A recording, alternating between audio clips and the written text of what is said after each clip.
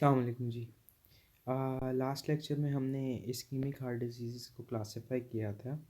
आज के लेक्चर में हम इसको फर्दर डिटेल में पढ़ेंगे। दो टाइप्स थी इस्कीमिक हार्ट डिजीज़ की, एक एंजाइना और एक मायोकार्डियल इन्फार्क्शन। ठीक है जी। अब आज के लेक्चर में हम मायोकार्डियल इन्फार्क्शन को देखते हैं। मायोकार्डियल इन्फार्क्शन लास्ट लेक्चर में भी मैंने बताया था कि क्या है। Basically ischemic heart disease imbalance होती है cardiac need of oxygen to its supply में। ठीक है। अब मायोकार्डियल इन्फार्क्शन जहाँ पे क्रिटिकल इम्बैलेंस होती है, ठीक है, और जब ये क्रिटिकल इम्बैलेंस होता है तो that causes ischaemic necrosis of myocardium, मतलब ये मायोकार्डियम को अच्छा भला डैमेज कर देता है। ठीक है जी। क्लिनिकली पेशेंट हमारे पास आता है टिपिकल चेस्ट पेन के साथ। ठीक है जी। और ये चेस्ट पेन रेडिएट कर रही होती है टुवर्ड्स लेफ्ट शोल्डर। ठीक है जी। अब और इस टिपिकल चेस्ट पेन के साथ जो पेशेंट आता है उस पेन का जो ड्यूरेशन होता है वो मोर देन 30 मिनट्स होता है। ठीक है जी। और वो पेशेंट डिस्निया के साथ आता है, एंक्शस होता है। ठीक है जी। ये क्लिनिकल प्रेजेंटेशन होती है एमआई की। ठीक है। अब कॉम्प्लिकेशंस जो एसोसिएटेड होती हैं मायोकार्डियल इन्फार्क्शन या इस्कीमिक हार्ट डिजीज़ के साथ, उसमें हमारे पास एक्यूट हार्ट फेलियर आ सकता है, इरिथमियाज आ सकते हैं, ड्रेसलर सिंड्रोम। जो मायोकार्डियल इन्फार्क्शन के बाद हमारे पास पेरिकार्डाइटिस होता है उसको ड्रेसलर सिंड्रोम कहते हैं। ठीक है जी। पोस्ट एम आई पेरिकार्डाइटिस को हम ड्रेसलर सिंड्रोम कहते हैं। अगर मायोकार्डियल जो इन्फार्क्शन है वो सेप्टम्स तक चली जाए, कार्डियक सेप्टम तक, हार्ट के सेप्टम्स तक जब चली जाए तो सेप्टल डिफेक्ट्स कॉज कर सकती है, जिसमें एट्रियल सेप्टल डिफेक्ट या वेंट्रिकुलर सेप्टल डिफेक्ट्स आ सकते हैं। उसके अलावा अगर ये वैल्व्स को इन्वॉल्व कर ले तो माइट्रल या एओर्टिक रिगर्जिटेशन कॉज कर सकती है, थ्रोम्बो एम्बोलिज्म कॉज कर सकती है, जिसकी वजह से स्ट्रोक का चांस हो सकता है, और एन्यूरिज्म भी करती है। इन्वेस्टिगेशन जब हम देखते हैं तो इन्वेस्टिगेशन सबसे पहले हम कराते हैं ईसीजी। एक जुमला अपने ज़हनों में महफूज रख लें कि कोई भी पेन अम्बिलिकस से ऊपर जो आती है it must have an ECG. ठीक है जी। अब पेशेंट हमारे पास आया टिपिकल चेस्ट पेन के साथ और हमने उसकी ईसीजी कराई। ईसीजी में हमारे पास एसटी एलिवेशंस मिली। ठीक है जी।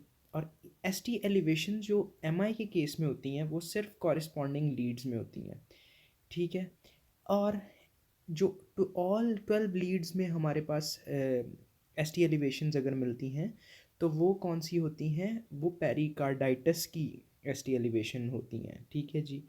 एस टी एलिवेशन मिलती है और बाज़ अवत एन स्टेमी की केस में, non S T elevation M I की केस में हमें टी वेव इन्वर्जन भी मिलती है। ठीक है जी।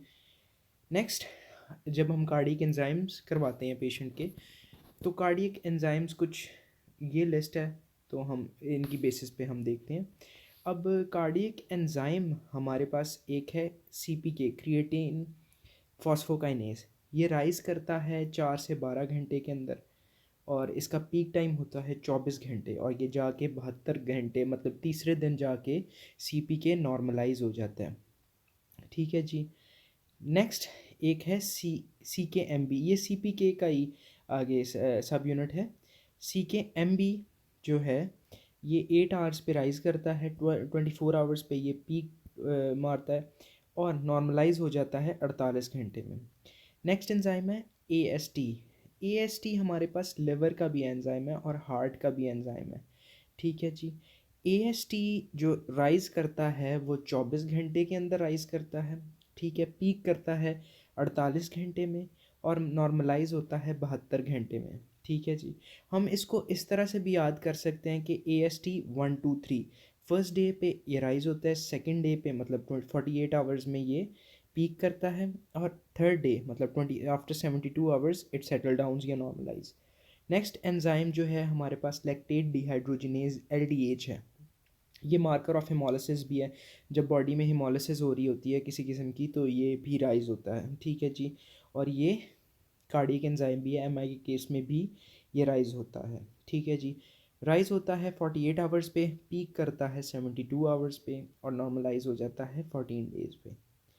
ठीक है। इस ये सारे एंजाइम के बाद हमारे पास दो और एंजाइम हैं जो मोस्ट सेंसिटिव कार्डियक मार्कर्स या कार्डियक एंजाइम्स हैं। वो हैं कार्डियक ट्रोपोनिन्स। ठीक है जी। अब कार्डियक ट्रोपोनिन्स में हमारे पास दो ट्रोपोनिन है, एक ट्रोपोनिन आई है और second one is troponin T. दोनों राइज होते हैं 3 घंटे से कम टाइम में। ठीक है जी। पीक करते हैं 12 घंटे पे। जहाँ पर ट्रोपोनिन आई 10 दिन में जाके नॉर्मलाइज होता है, वहाँ पर ट्रोपोनिन टी जो है ये 14 दिनों में जाके नॉर्मलाइज हो जाता है।